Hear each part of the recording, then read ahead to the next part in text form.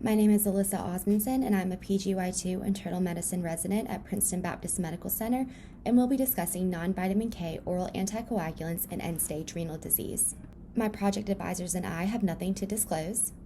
The standard of practice for anticoagulation in patients with end-stage renal disease, or ESRD, has historically been warfarin based on clinical experience and lack of data demonstrating safety and efficacy of alternative agents.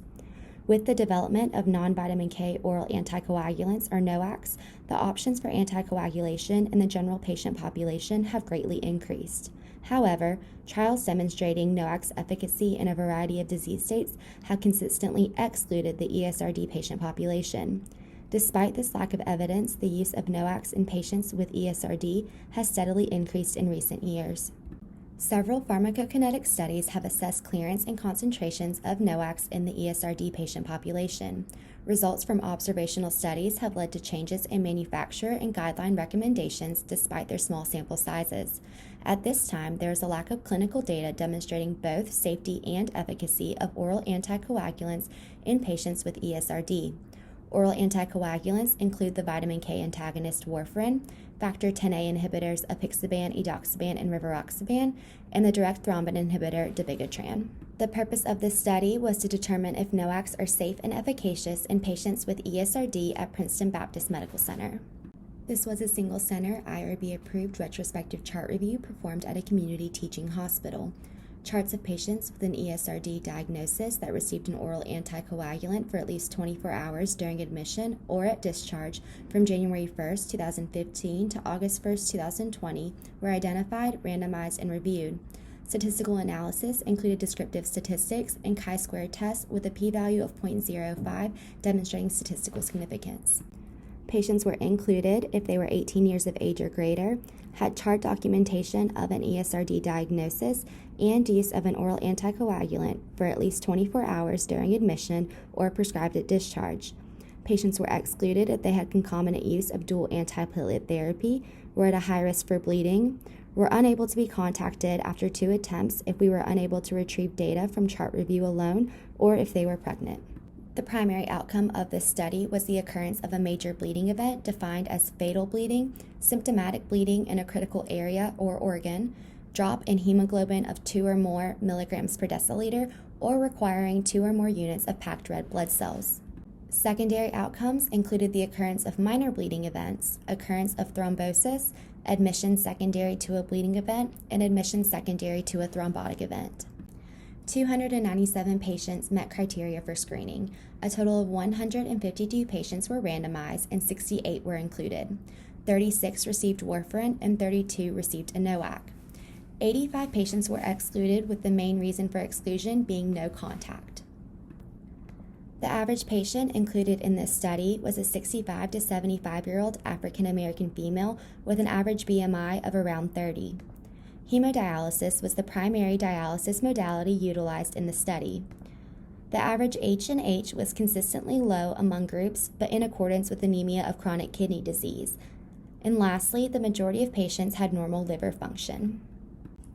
The most common indication for anticoagulation was atrial fibrillation, followed by DVT treatment and VTE prophylaxis. It is important to note that patients may have had more than one indication for therapeutic anticoagulation. The primary outcome of the occurrence of a major bleeding event was seen in a total of 20 patients. Of those 20 patients, 75% were receiving warfarin and 25% were receiving a NOAC. When comparing the two groups, there was a statistically significant increased risk of major bleeding seen in those receiving warfarin as compared to a NOAC. The most common site for major bleeding events was gastrointestinal, followed by brain and dialysis access site. At the time of a major bleeding event, of those receiving warfarin, over half of the patients had a supratherapeutic INR, with the average INR being roughly 8. 3 or 20% of patients had a therapeutic INR, and 4 or 27% of patients that experienced a major bleeding event while on warfarin had a subtherapeutic INR. Next, looking at the secondary outcomes of the occurrence of a minor bleeding or thrombotic event, a minor bleeding event occurred in 2 patients on warfarin and 4 patients receiving a NOAC. A thrombotic event occurred in 4 patients receiving warfarin and 1 patient receiving a NOAC. There was no statistically significant difference seen in either of these secondary outcomes. Continuing with our secondary outcomes and now looking at admissions, 14 patients in the warfarin group were admitted secondary to a bleeding event, including both major and minor bleeding events, compared to 7 patients in the NOAC group. 4 patients receiving warfarin were admitted for a thrombotic event, and 1 patient receiving a NOAC was admitted secondary to thrombosis. Again, there was no statistically significant difference seen in either of these secondary outcomes. Of the 14 patients receiving warfarin that had an admission secondary to a bleeding event, 9 or 64% had a supratherapeutic INR with an average INR of 7.5, 2 or 14% of patients had an INR within the therapeutic range, and 3 or 21% of patients were admitted secondary to a bleeding event with a subtherapeutic INR. When assessing the appropriateness of NOAC dosing, of the 32 patients that received either apixaban or rivaroxaban, only roughly 60% were placed on manufacturer-recommended regimens. Of the 13 patients placed on an alternative regimen, all received the apixaban reduced dosing strategy despite not meeting manufacturer criteria. Of these 13 patients, 1 experienced a thrombotic event. There are several limitations to this study, first of which it being a retrospective review with a single-center design and small sample size. We relied heavily on accurate chart documentation. Patients could have presented at an outside hospital with a bleeding or thrombotic event. And lastly, we were unable to assess the average time patients on warfarin were within a therapeutic INR range. In conclusion, based on the results of this study, there was a statistically significant difference seen in major bleeding events favoring the use of a NOAC in this patient population. There was no statistically significant difference in the occurrence of thrombotic or minor bleeding events between treatment groups. And lastly, apixaban dosing patterns in the ESRD patient population at Princeton Baptist Medical Center are largely not in accordance with manufacturer and guideline recommendations.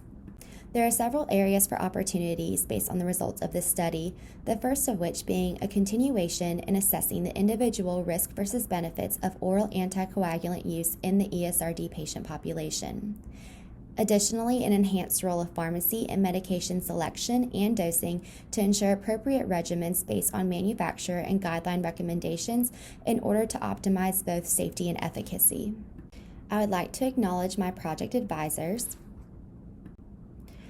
And lastly, my self-assessment question is, are NOACs safe and efficacious in patients with ESRD? And the answer is yes, based on the results of this study. This concludes my presentation.